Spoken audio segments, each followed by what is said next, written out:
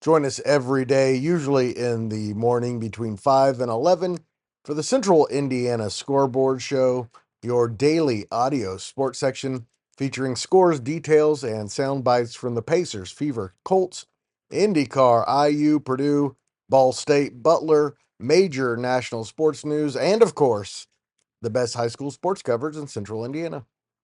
Every day.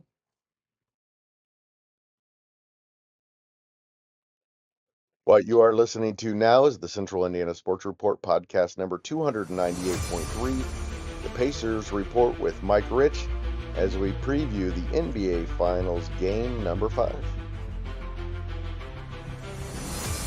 You're listening to the Central Indiana Sports Report with your host, Greg Mengelt.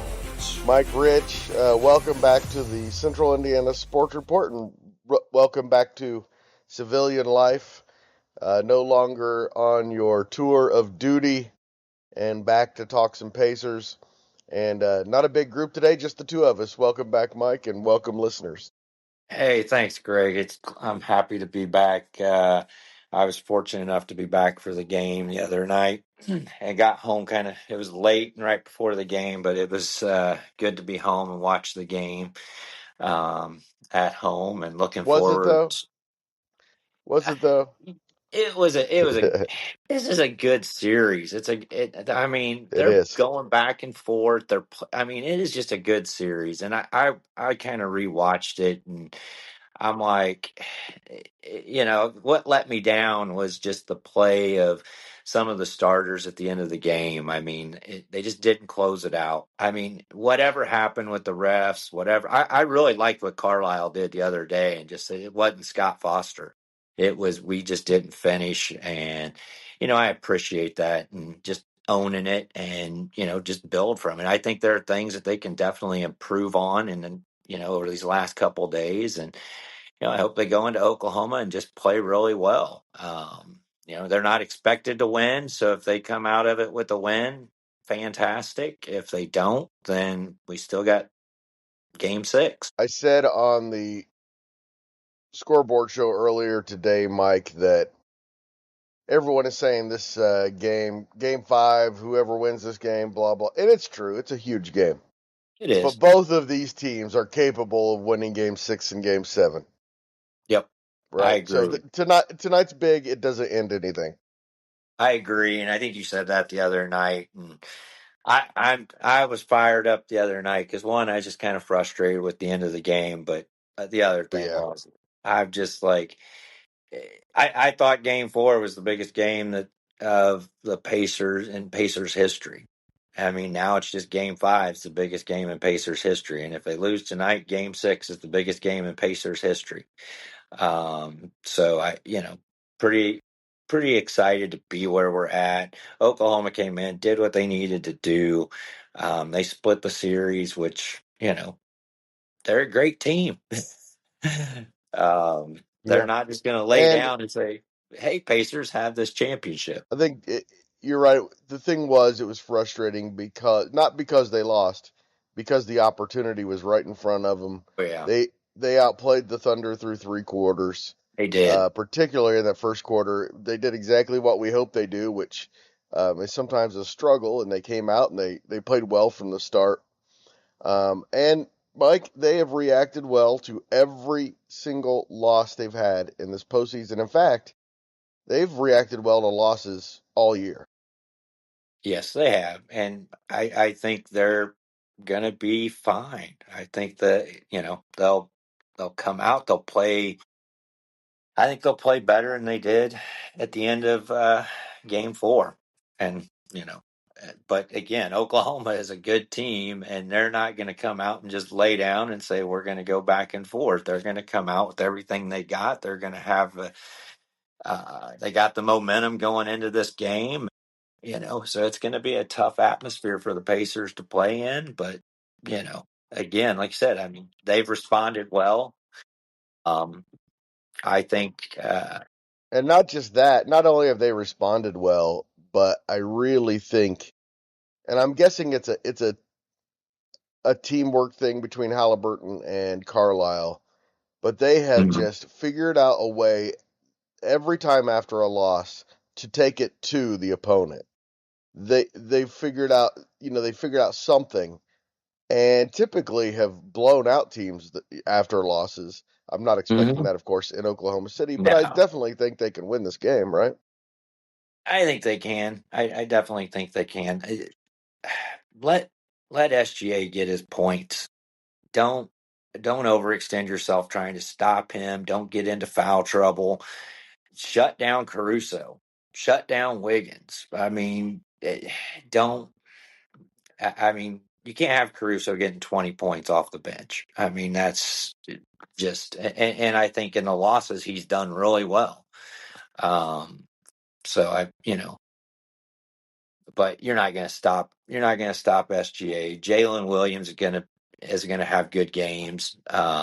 So it's just going to be, shut down Holmgren, shut down, Wiggins, shut down Yeah. Caruso, and I think we're going to be all right.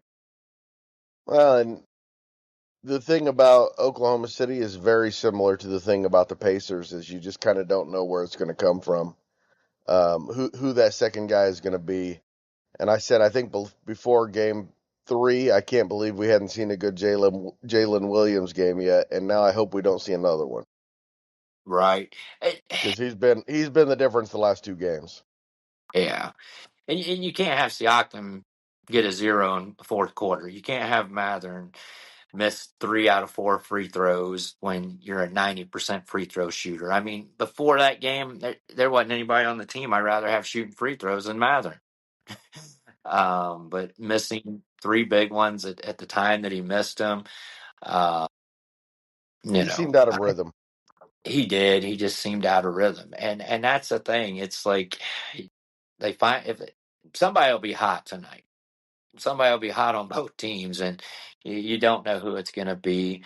Um, but I think the Pacers are going to come to play, and they've had 3 days to make adjustments. They've had some time to, you know, practice with Hartenstein in the starting lineup. I imagine he'll start again tonight, and I think they'll adjust to that. But I'm hopeful for tonight. If we Still walk out two, there with the win, yeah, still just 2 wins away from an NBA yeah, championship, Mike. I yeah. think when you lose a finals game, you kind of lose focus of that, and they're still right in this thing for sure. They are, and we're. I mean, we are just so hopeful, but know what it's like to be disappointed. Yeah. Yes. um, Yep. In and fact, the whole night, Mike, the whole night on was it Saturday? I was thinking, or Friday night. I'm going to do that again. In fact, Mike, the whole night Friday night, all I kept thinking is, if the Pacers go up 3-1 here, all I'm going to be thinking about for the next week is, how are they going to blow this? yeah, Because as Pacers fans, how many times have our teams been close? 7, 8? yeah, way too many but this is the closest we've ever been, I think. I mean, I didn't think, when they played the Lakers, I didn't think that they really have much of a chance against that team. But I really think they have a good chance against OKC, and but it's going to be a fight, and it's really sad that the ratings are low. But you knew it was going to be low. Um, but I think you'll have between Oklahoma and Indiana, you'll have at least over 3 million viewers. And who cares? Who cares about the Yeah, ratings? It's and- those things are going to fluctuate, and it's not just based on the matchup. It's based on more things than just that, for sure. yeah, And once the Thunder and Pacers play for the 4th year in a row in the finals, people will start being interested, right? they might get interested then. They might actually get interested in a good game of basketball with good teams and not And this is a superstars. this is a fun series. It's been hard for me to watch as a Pacers fan. I Mike, I'm 51 years old, and I don't know why, but I still act like a child when it comes to the Pacers, Yeah, and and I still do all the superstition things, and I still get upset by, not upset, but it still affects me, and it's been hard for me to watch. I've been listening to Mark Boyle a lot, doing chores around the house while the game's going on, keep myself busy and listening because it's been hard. Oh, My nerves are a bit frazzled.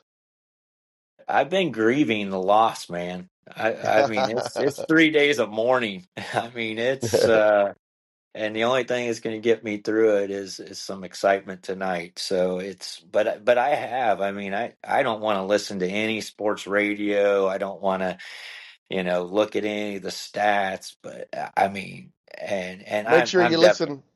Make sure you listen to the Central Indiana Scoreboard Show, though, right? I'm gonna. I. I mean, I'm going out. I'm going down there tonight. I'm going down there Thursday. So I'm hoping, and I'm a homer. I'm a homer fan. I'm not, Of course. This I'm isn't not. called the Mike. This isn't called the Pacers Thunder Report. This Yeah. is called the Pacers Report. We're supposed to be Yeah. biased. Yep. I'm going to be extremely biased until they're not until it's over. And And I probably should. If I'm there Thursday night and I see OKC winning in six, I mean, Mm, mm. it's really gonna sting. But But it's not be- happening, so right. no, I don't think OKC can win two in a row. Yeah, and this is the opportunity. I think this is the best opportunity. I think there's going to be some changes in the East. I mean, you're already starting to see it now, and with trades, and so it's going to be. They may have to adjust their team after this series as well. So, Right. Do what? you agree with me that if they win the championship, then you roll it back? If you don't, then you do what you have to do to win a championship um for the Simons, for that family, and especially for us, the people who have been long suffering fans. I think you do. I'd hate to see this team break up, but there are pieces that can be improved, and make There are at them a least two better team. pieces. There are at least two good players on this team that don't quite fit, and turning those into another asset would be huge and would allow this franchise to, I think, to become a championship franchise for years. Tyrese Halliburton's ready for it. I think he needs a Hmm. running mate, and it's not going to be Benedict Mather, and it doesn't look like. I don't think he fits No, right, and I don't think uh, it's going to be Miles Turner. And I hate to say it, but if they don't win this, you got to get a center who is a defense rebound, get the ball out, runs in transition. Miles Turner, as good as he's been for this um, franchise of the city, they got to upgrade there. If they don't win this, if they win this, bring them all back, run it back, keep trying to win as many as you can with these guys, our and conquering heroes. I honestly think, we're a different team next year with Isaiah Jackson as well. I mean, he comes back and Possible. having him as a backup to Miles Turner, I think that's going to help quite a bit. And the Pacers did address that last year. They went after Wiseman, and that just injuries. I mean, you can't. Yeah, There's too nothing you bad can about change. him too. Yeah, too bad about him. I mean, he would. But I'm happy we got Thomas Bryant out of it. I mean, that was the silver lining of it is we get Thomas Bryant who brings a lot of energy. I mean, I think the finals is kind of overwhelming to him, but Yeah, he you was want he him was to be your 10th, 11th guy. You don't want yeah, him to be absolutely. You don't want him being, yeah, it's right, anything but above he's 10th or 11th. but he's been a great addition to this team. He He has been has. a great addition to this team. Yeah, he definitely has. But yeah, and I said you can't have your starters. I mean, I think they had three starters that didn't score in the fourth quarter. I mean, I think Siakam, Neesmith, and it might have been Nemhard that didn't score in the Yeah, fourth there was quarter. no rhythm. They didn't even take a shot. I think they had one Yeah, shot in the last 4 minutes, Mike. yeah. They were completely out of rhythm. Let's go ahead and chalk that up to Oklahoma City and say that they did the right things and that the Pacers will adjust because we've seen it time and time and time again, particularly this postseason. They adjust after every single win or every single loss and they have not lost. When's the last time they lost back to back, Mike? Listen, what, January? Yeah, I just looked it up, Mike. Besides a three losses in a row, there's three loss in a row stretch in March when Halliburton was out, where they lost to the Hawks twice in the bowls. So we're not going to count that. So you go back to that really bad loss to the Lakers, and then a home loss to the Knicks in early February. It's the last time they really lost back-to-back games with the full team. Yeah, I think they're going to be all right. And like you said, I think hopefully the pressure shifts to OKC tonight, and they feel like they need to win it more than we do, and we respond well and go in and steal another one in OKC. I can see it happening, Mike. I can too, and if it comes to Game 7, it's going to be I don't it's going to be a toss up. One thing I want to point out real fast before we go, Mike. The Pacers are 21-8 in their last 29 games. And most of those games have come against the Bucks, Cavs, Knicks, and Thunder, four of the best teams in the NBA. So this team's capable. Oh yeah, this team's definitely capable, and they're deep enough. And I this is the biggest challenge. I mean, because OKC's deep as well, but I mean, I felt that at the end of that third quarter, the Pacers had them gassed, but to put up 17 points in the fourth quarter is just ridiculous. I mean, that It was was bad. bad. But I choose to believe, even if it's not true, that Oklahoma City had more to do with that than the Pacers did. So we'll see. Yeah, Thanks so I think. much, Mike. I'm sorry. No, I think OKC had a lot to do with that, and so it wasn't the referees. It was I give all credit to OKC in that fourth quarter because they just had a hell of a quarter. Thanks, Mike, for your time, and go Pacers. Go Pacers! Thanks, everyone, for listening. It's possible I missed an edit in there and you heard some inanity, but that's okay. It wasn't that big of a deal. I'm heading off to my root canal now, so who knows what's going to happen, but we expect to have a reaction to the Pacers tonight. Thank you so much for your time. Thank you so much to Mike Rich. See you next time.